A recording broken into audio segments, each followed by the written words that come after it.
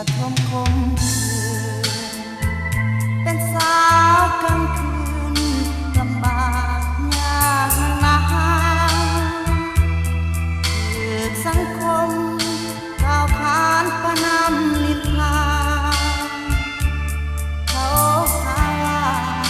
ผู้หญิงกลางคืนบ่ดีแต่ความจริงชีวิตมีความจำเป็น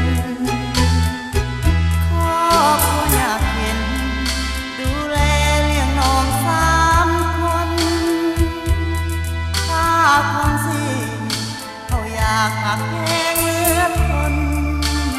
จำต้องสู้เพราะจนเป็นคนผู้หญิงกลางคืนยิ้มแย้มแจ่มใสบริการแขกก็เพื่อแลกกับเงินก่อนจะได้มา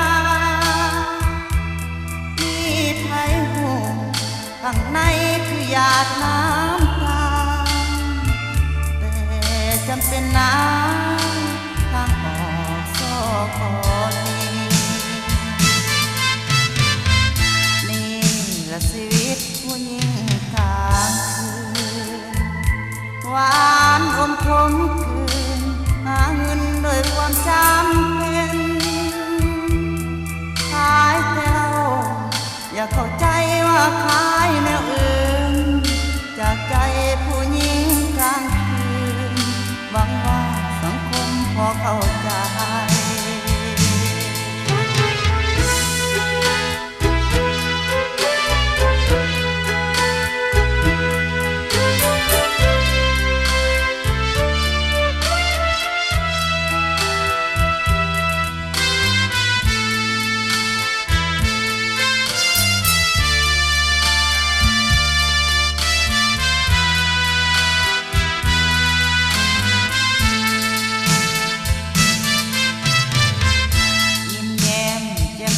บริการแขกก็เพื่อแลกกับเงินก่อนจะได้มา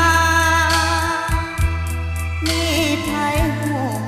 ข้างในคือหยาดน้ำตาแต่จำเป็นน้ำทางออกซอกคอนี่แหละชีวิตผู้หญิงกลางหวานอมขมคืนหาเงินโดยความจำเป็นขายแต่เราอย่าเข้าใจว่าขายแนวอื่นจากใจผู้หญิงกลางคืน